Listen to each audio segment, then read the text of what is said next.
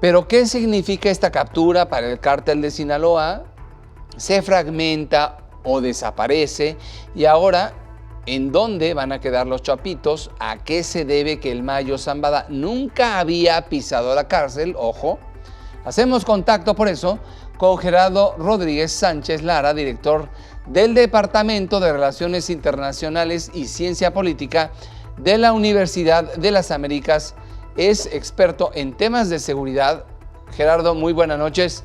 Te saludamos con gusto. Te escuchamos. ¿Cómo ves? Gracias, Pablo. Saludos, Carlos. Sí, a ver, que no quede duda. Esta es la captura más importante de las agencias de inteligencia de Estados Unidos de un narcotraficante mexicano. Ni el Chapo. ¿Por qué? Porque lleva casi 40 años operando. Desde la primera captura del Chapo Guzmán, el Mayo Zambada se convirtió en el líder de tráfico de drogas de a Estados Unidos, superando por mucho en términos de operación en tiempo, de recursos, de violencia, por ejemplo, a Pablo Escobar. Entonces, sí, no es cualquier noticia la que se está dando hoy en Estados Unidos y en México. El Mayo Zambada creó la organización transnacional más importante delictiva probablemente en la historia del planeta, con operación en más de 40 países de América Latina, América del Norte, de Asia, de Oceanía. Además, para que nos demos una idea, hace un par de semanas se incautaron droga en los puertos de Singapur, en Australia, recientemente hace un par de días en Holanda, en los Países Bajos, de aproximadamente 20 millones de euros la incautación. Entonces, el Mayo Zambada, y también hay que decirlo, el Mayo Zambada operaba un poco como padrino también de los chapitos. Cuando hubo el famoso Culiacanazo, Mayo Zambada no permitió que se capturara tan fácilmente a Ovidio Guzmán. Todo parece indicar que fue una operación encubierta de los Estados Unidos. Probablemente es una nueva traición de Joaquín Guzmán, el hijo del Chapo Guzmán, que probablemente entregó al Mayo Zambada bajo una suerte de jugarreta, ¿no? Y como respuesta a la traición del hijo del Mayo Zambada, que testificó en la corte de Nueva York contra su padre. Así es que una historia de traiciones al más puro estilo de la mafia mexicana. Absolutamente. Y bueno, Gerardo, como ya bien viste, está con nosotros el doctor Carlos Elizondo y la pregunta es para los dos. A ver, Estados Unidos los detuvo, se entregaron, el gobierno de México dejó de hacer su trabajo, como ocurrió en el caso de García Luna, donde ellos hacen lo que México no hace, es detener a nuestros delincuentes. ¿Qué opinan? Yo te dejo a ti, Gerardo, que eres el experto, y luego te voy a hacer un par de preguntas. Gracias, Carlos. Mira, yo creo que deben de estar muy nerviosos muchos políticos mexicanos. No se puede entender que un personaje como este haya operado en absoluta impunidad por 5 sexenios sin el amparo de gobernadores de Sinaloa, de Chihuahua, de Sonora, de agentes federales. Entonces, las redes de corrupción e impunidad política fueron enormes. Entonces, tengo entendido que se está trabajando la información para presentarse al presidente de la República. Están trabajando ahorita horas extras en todas las agencias de inteligencia de México para explicar las repercusiones que tendrá esta captura en Estados Unidos. Y también, Gerardo, es una muestra de la no cooperación entre México y Estados Unidos, porque el último intento de atrapar a alguien fue el Culiacanazo, mandaron una orden de aprehensión y no salió bien. Entonces parece que los Estados Unidos decidieron, lo hacemos nosotros directamente, con todas las complejidades del operativo, todos los riesgos de que haya una verdadera, es decir, la verdad, una acusación de que se violenta la soberanía nacional, pero como una muestra de que sienten que no hay otra alternativa. Entonces, ¿cómo crees que puede afectar esto la relación con los Estados Unidos? Con Estados Unidos no tanto, ya sabemos que la DEA opera sin avisarle al resto de las agencias de inteligencia de los Estados Unidos, sin avisarle muchas veces a sus contrapartes en la Embajada de los Estados Unidos, sin informar también a sus contrapartes en el gobierno mexicano, la Secretaría de la Defensa, etc. Entonces sí, yo creo que Carlos recuerdas el tema del escándalo del operativo Casablanca, en el cual también se capturaron a mexicanos violando también los temas de extradición y la soberanía de México.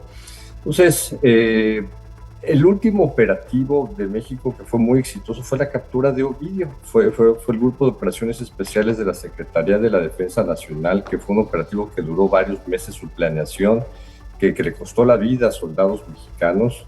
Y este operativo tendremos que saber en un par de horas, la mañanera, si llegamos a tener algún tipo de participación que al tener este vacío de información, no lo hay. Será lo que nos digan.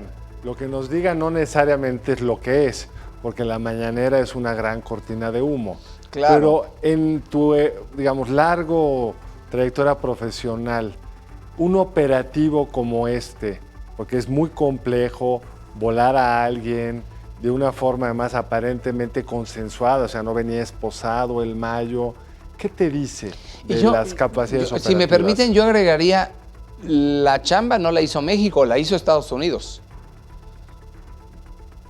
Creo que sí, creo que hay mucha evidencia de que este fue un operativo secreto entre el FBI y la DEA para capturar al Mayo Zambada. Yo creo que las redes de corrupción que tiene el Mayo Zambada le permitieron sobrevivir en la clandestinidad 4 décadas, Carlos, Pablo, es increíble esto.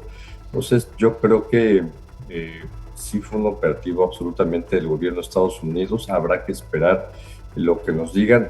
El vacío de información de parte del gobierno federal nos habla que no tienen información de cómo sucedió este operativo. Habrá que esperar. ¿Y cómo te imaginas, Gerardo, la repercusión en los equilibrios en el cártel de Sinaloa, en este pleito creciente, complejo, cada vez más sanguinario, con el cartel Jalisco Nueva Generación? Muy difícil anticiparlo, pero ¿qué suele pasar cuando se descabeza así una organización, presuntamente de 2 de sus líderes, uno más importante que el otro, pero el hijo del Chapo es también un personaje importante? Sí, ¿habrá reacciones sanguinarias?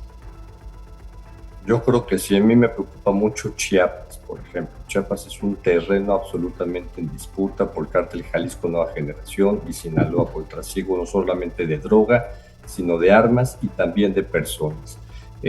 Quedará ahora como el gran capo en México, Nemesio Ceguera, el líder del cártel Jalisco Nueva Generación, que se aprovechará de esta división al interior del cártel de Sinaloa.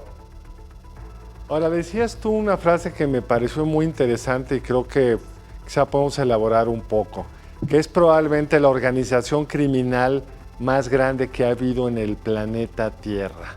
Es decir, estamos hablando no solo de repercusiones en México, sino probablemente una desestabilización de varios mercados de drogas en el mundo.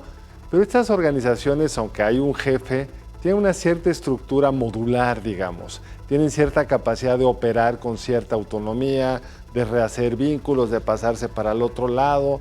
¿Cómo te imaginas la disrupción en el mercado de las drogas que controlan?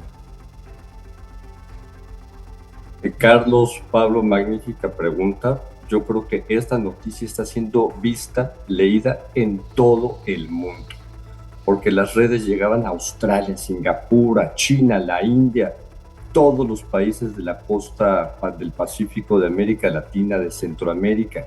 Era una red transnacional también de lavado de dinero, de activos. Muchos de los líderes del cártel de Sinaloa se fueron a estudiar sus posgrados a las mejores universidades, no solamente de México, sino del extranjero, para el lavado de activos. Es una noticia que va a afectar a los mercados de tráfico de drogas, principalmente cocaína y metanfetaminas, en las principales ciudades de Estados Unidos. ¿Quién va a abastecer la droga que mandaba el equipo del Mayo Zambada, va a ser la gran pregunta, ¿eh? ¿Y quién va a ser su sucesor? Porque no había un claro liderazgo que lo pueda suceder. Se habla del Mini, probablemente, pero la verdad es que él ocupó este espacio por muchos años, Carlos, Pablo. Tenemos que hacer una pausa y nos tenemos que ir, pero yo les quisiera hacer una pregunta muy puntual de sí y no a ambos. ¿México hubiera hecho este trabajo de detenerlos? Una. Y dos, ¿se entregaron o los detuvieron?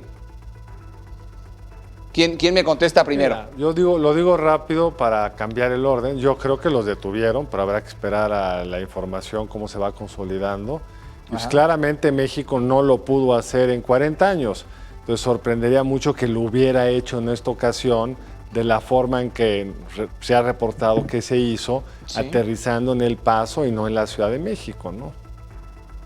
¿Tú qué opinas, Coincido Gerardo? con Carlos, Pablo. Coincido con Carlos. Yo creo que es una trama de traición. Yo creo que se entregó el hijo del Chapo Guzmán y entregó a su padrino.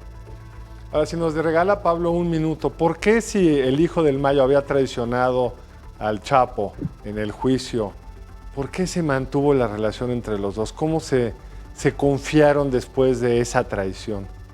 ¿Y por qué hasta ahora? ¿Y por qué en tiempos electorales?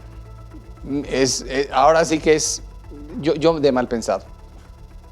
Pero bueno, les agradezco muchísimo. Gracias, Gerardo, doctor Carlos Elizondo, como siempre, bienvenido a este espacio. Les agradezco mucho y este tema dará mucho de qué hablar y ojalá que México esté en paz. Ojalá. Saludos desde Varsovia. Adiós, Gerardo, gracias. Saludos hasta allá, gracias, doctor Carlos Elizondo.